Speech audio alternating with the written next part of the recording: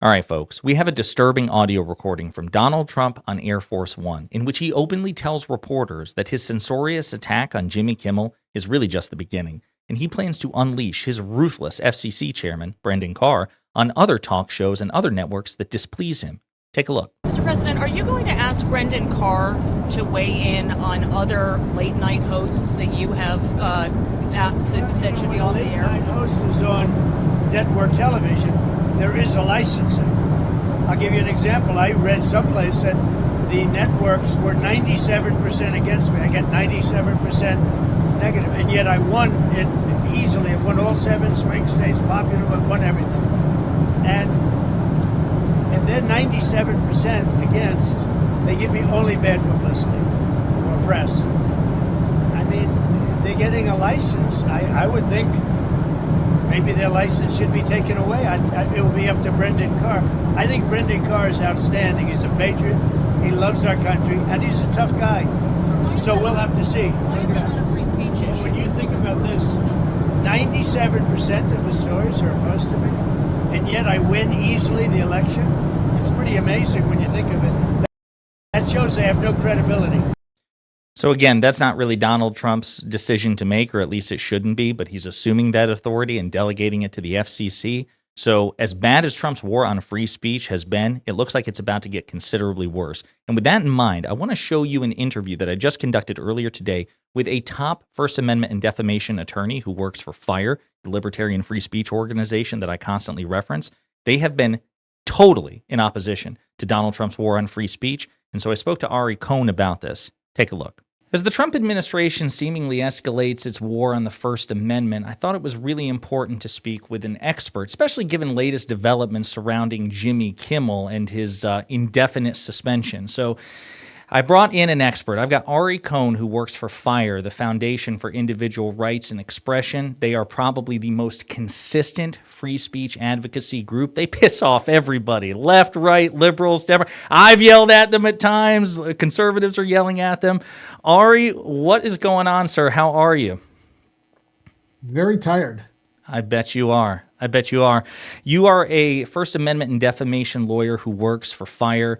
Obviously, the big news of the day is what's going on with Jimmy Kimmel. I thought we'd jump into that, circle back around to Attorney General Pam Bondi's recent remarks in the aftermath of the brutal assassination of Charlie Kirk, and then close out with your general assessment of the Trump administration so far. So can you explain to the audience, I've been covering it a lot, but they might want to hear it from an actual expert and lawyer, what the hell just happened with Jimmy Kimmel? Yeah, so on, I believe it was Monday, Jimmy Kimmel's opening monologue included a segment about the Charlie Kirk assassination. And in it, he said some things that turned out to not be entirely accurate, that made people very upset. He insinuated that the shooter was one of the MAGA crowd, and predictably in this day and age, the internet exploded, and people just went indiscriminately crazy because somebody said something on late night television.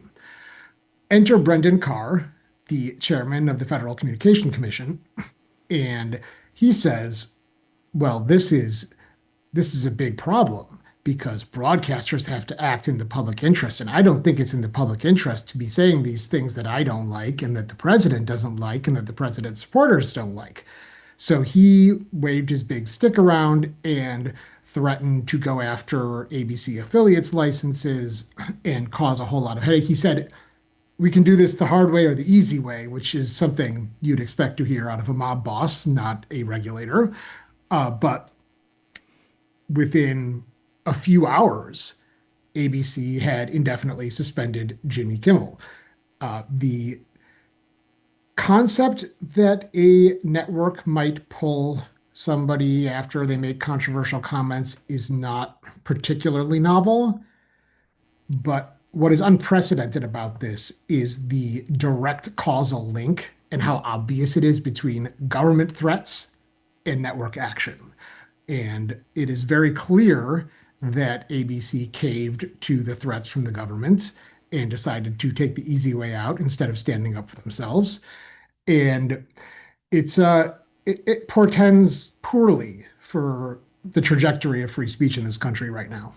Well, we'll definitely talk about the trajectory because, again, we're what, 8 months into the second Trump administration, and there's a future even beyond that. But you said the word unprecedented. That's a word that I think it's coming up a lot in these past 8 months. And again, we'll circle around to that. But so some of this I might tease out Socratically. And listen, I'll stipulate I'm a liberal. I'm a Democrat. I don't particularly like Brendan Carr. I didn't like Brendan Carr before today, so he's been on my shit list for some time. But what do you say to people who say, listen, whether you like the FCC or not, I'm sorry, but it does have a role in regulating the media. It's not totally impotent and toothless. What do you say to right wingers who say, oh, you just want an impotent FCC, when in fact, whether you like it or not, Ari, it's not? Well, it certainly has a role in regulating broadcast. What it doesn't have a role in is regulating content. Congress very specifically denied the FCC the power to censor content on the airwaves. And when examining the public interest standard, the Supreme Court has been clear that the First Amendment must shape and guide Congress's assessment of the public interest and the regulators' implementation of it, because we can't just have an FCC out there that is the arbiter of truth that decides what ideas can and can't be spoken. That cannot be the case. That is an affront to free speech and First Amendment principles. So there are guiding principles here, and upsetting the president, upsetting Brendan Carr is not the line. Fair enough. I will say you talked about the direct causal link, and I got to say, for me, and if you could comment on this, obviously there was some precedent with this already established with Stephen Colbert, which was quite ominous, but that also took a matter of months, and it involved, manipulation and deal making behind the scenes. That was so slow. This happened in a matter of days. Are you seeing an acceleration in the FCC flexing its muscle, Colbert versus Kimmel? I'm not sure if it's necessarily an acceleration on the FCC's part. Look, we've seen over the past 8 months, the FCC is more than willing to be the hatchet man. It is leveraging whatever power it possibly can to punish or stymie criticism or speech that this administration simply doesn't like. And they have punishments in search of infractions here. They're looking to go after protected speech that they don't like. And I'm not so sure that it's an acceleration because they've just been doing that for the past 8 months constantly. I think what you see here is a shocking willingness to cave immediately to it. And the reason that's so problematic is, first of all, these institutions, these media companies are, first of all, journalistic enterprises to a large extent, and it is extraordinarily important for us to have a free press in this country. They are also companies that have the wherewithal, the money, the lawyers to stand up for themselves and fight. We've heard, I'll say, just to interrupt, I've heard as a layman years about how terrifying Disney's lawyers are, and Disney owns ABC. And so are you saying the fact that they are so effective and they just capitulated is itself an ominous sign?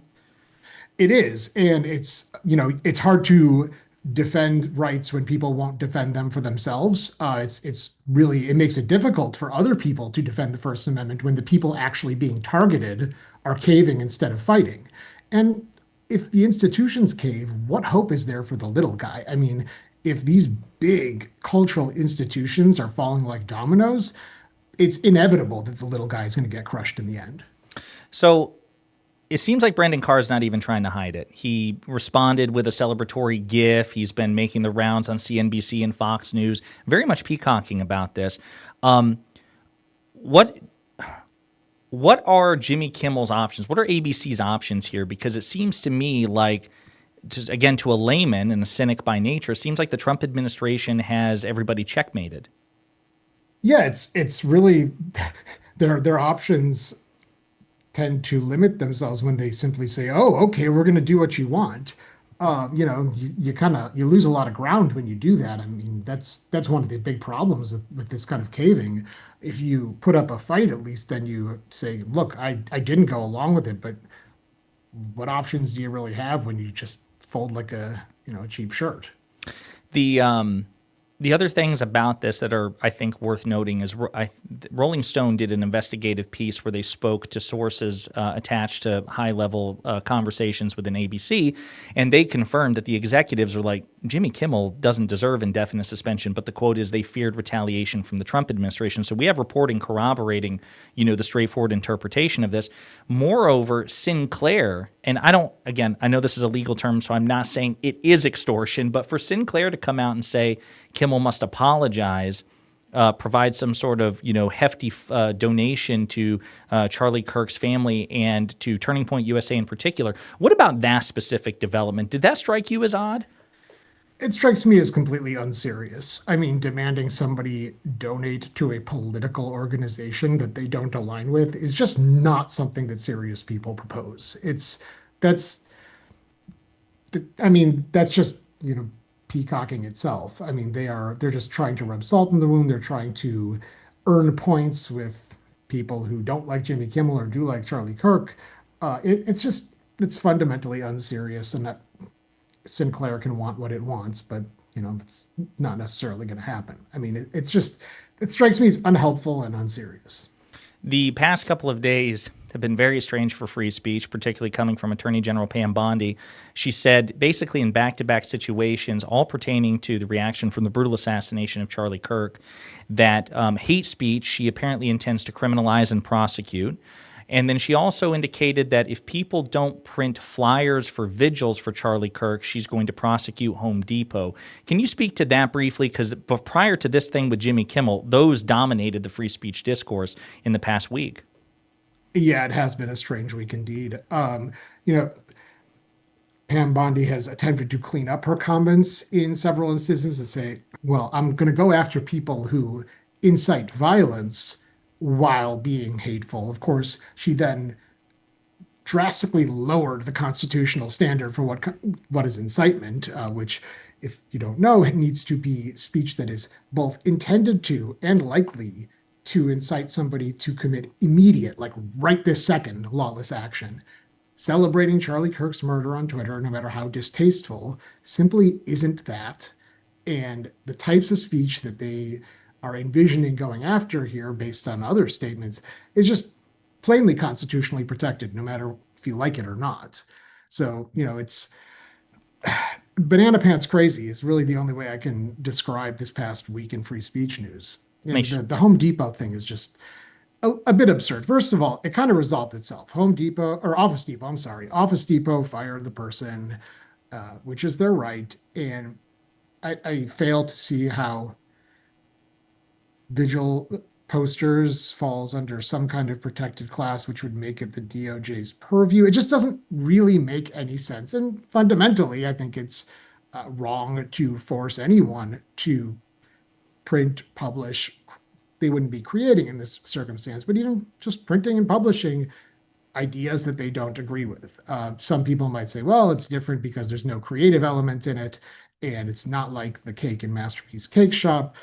And yeah, you can distinguish it, but I think on a fundamental, free speech principle basis, there are plenty of people who will print it out. FedEx Kinko's ended up printing them for free. I mean, it resolved itself. There was literally no reason for the federal government to stick its nose in this, other than to get brownie points with their demographics and whip up a frenzy and cause, anger and, all of that. Again, things that are not helpful.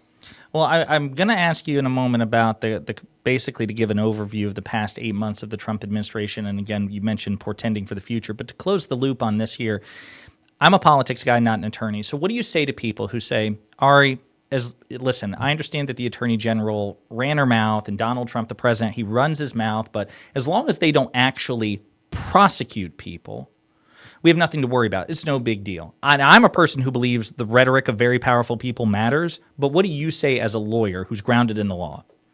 Well, I hear that all the time. I hear, well, Donald Trump is just trolling. Well, that's all well and good, but the president of the United States does not get to troll. The president of the United States' words carry a lot of weight, as you said, and they make a difference. First of all, they can be incredibly chilling for people who don't know whether or not they plan to prosecute. But even beyond that, it damages the culture of free speech. It damages the principles of free speech, it weakens them in people's minds. It's not a good thing to do. And no matter, I don't find it funny. I guess some people might find it funny. Weird sense of humor to me.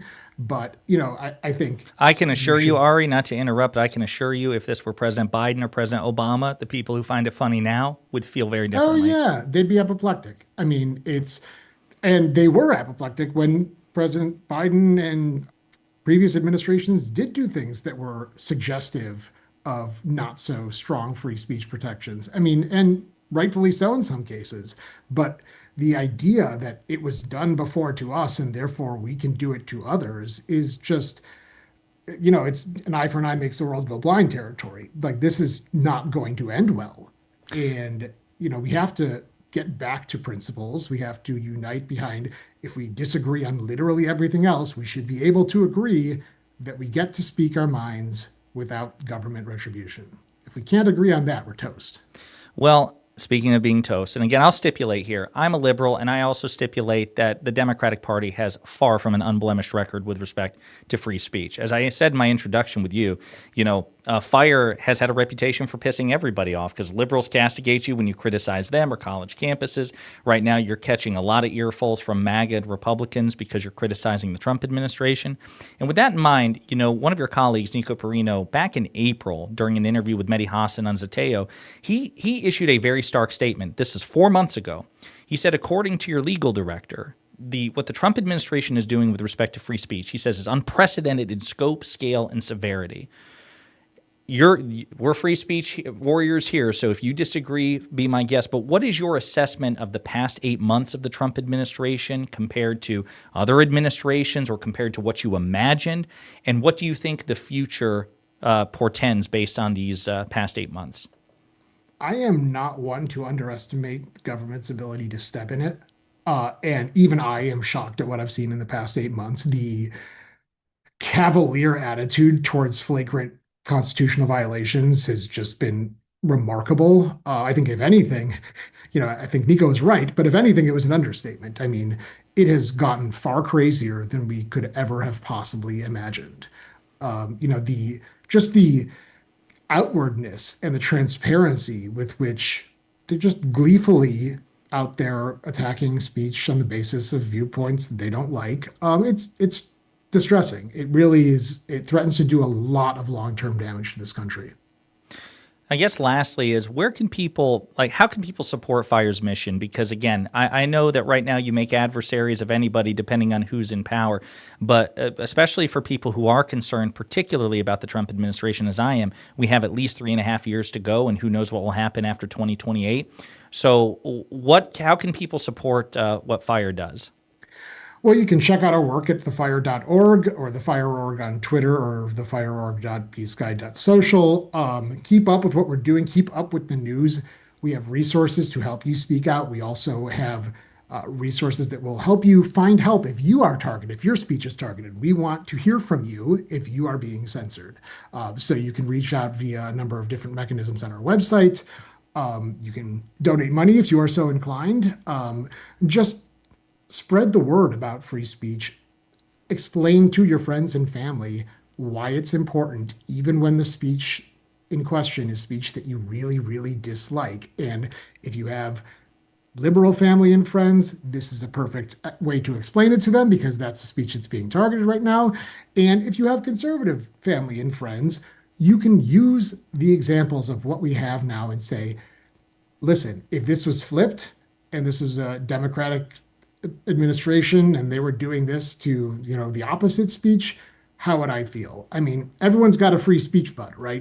It's very easy to excuse censorship when you don't like the speech, but it's incumbent on us to suppress that baser instinct and really hew to principle. And whatever we can do to get as many people as possible in that mindset, the better off we'll be in the long run.